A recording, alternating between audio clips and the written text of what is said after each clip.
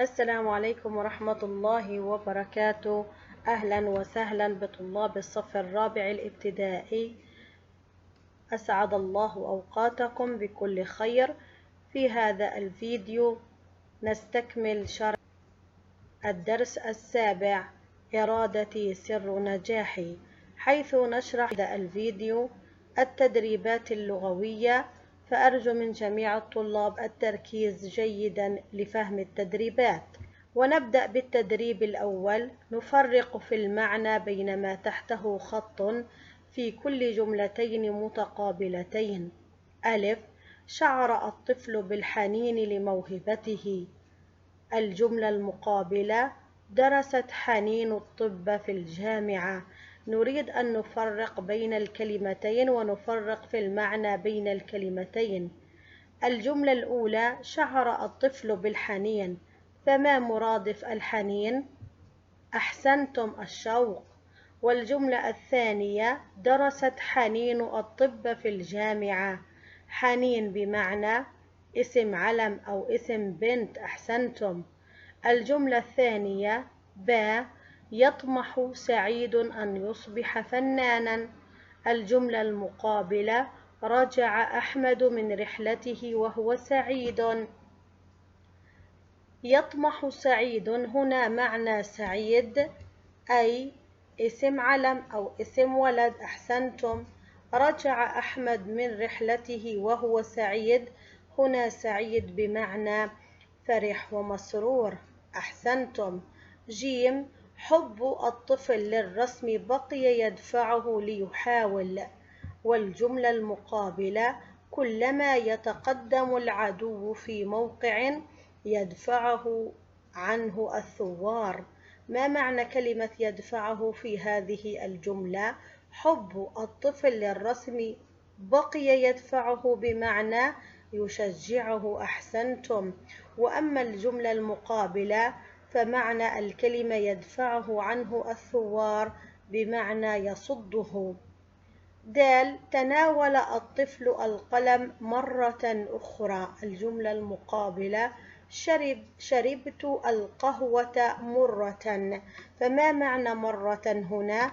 مرة بمعنى محاولة أخرى. وما معنى مرة؟ أي القهوة بدون سكر. أحسنتم طلابي. وهنا نشرح البطاقة التي تتحدث عن ضمائر المتكلم. وضمائر المتكلم أنا ونحن. أنا للمفرد ونحن للمثنى وللجمع. نقول أنا فتاة، أنا فتى، أو أنا بنت، أنا ولد. نقول نحن أولاد. ضمائر المتكلم. هنا نناقش الفعل الماضي، ضمائر المتكلم مع الفعل الماضي. فعلت، أصل الكلمة فعل، فعل ماضي. أقول أنا فعلت، ونقول نحن فعلنا.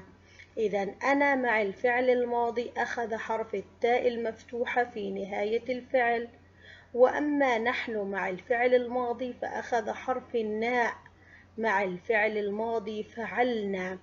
نقول أنا ذهبت، ونقول نحن ذهبنا. أحسنتم. ننتقل الآن إلى السؤال الثاني من أسئلة التدريبات اللغوية. نكمل كما في المثال. أنا سافرت، هنا جاءت أنا مع الفعل الماضي، وكما تحدثنا أن أنا مع الفعل الماضي يأخذ التاء المفتوحة أو التاء المبسوطة في نهاية الفعل.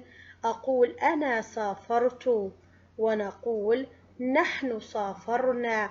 أخذ حرف الناء مع نحن الفعل الماضي، لأنه سافر فعل ماضي، فمع نحن أخذ حرف الناء في آخر الكلمة وهو ضمير متصل. هنا عزفت، أنا عزفت، أخذ التاء، حرف التاء المبسوطة وهو ضمير متصل.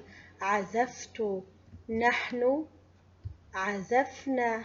أحسنتم. شربت، ماذا نقول؟ أنا شربت. أحسنتم. نحن شربنا. ممتاز. عملت، أنا عملت، نحن عملنا. أحسنتم طلابي. ننتقل إلى البطاقة الأخرى والتي تتكلم عن الفعل المضارع. ضمائر المتكلم أنا ونحن مع الفعل المضارع.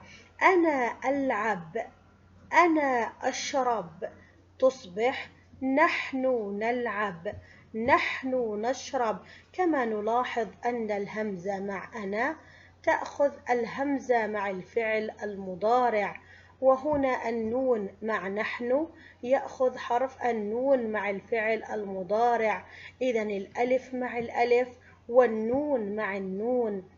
أنا ألعب، نحن نلعب، أنا أفرح، نحن نفرح مع الفعل المضارع. المثال أو التدريب الثالث من تدريبات الكتاب، نكمل كما في المثال. أنا أحاول، جاءت أنا مع الفعل المضارع أحاول، إذن الألف تأخذ الألف. ونحن، نحن نحاول، النون جاءت مع النون فعل مضارع. أحضر، أنا أحضر. أحسنتم. ونحن، رائع، نحن نحضر. أنا ماذا أفعل؟ أنا أصلي. أحسنتم.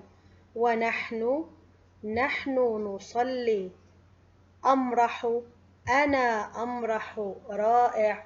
ونحن نمرح. أنا أسهر ونحن نسهر. رائع، أحسنتم. إذا أخذنا الضمائر المتكلم أو ضمائر المتكلم أنا ونحن مع الفعل المضارع. وفي نهاية الفيديو أرجو من جميع الطلاب كتابة وحل ورقة العمل صفحة 18 وصفحة 19 من ملزمة الإشراقات، وإرسال الإجابات إلى الكلاس. وبارك الله فيكم جميعا على المتابعة. شكرا لكم طلاب الأعزاء، وجزاكم الله كل خير.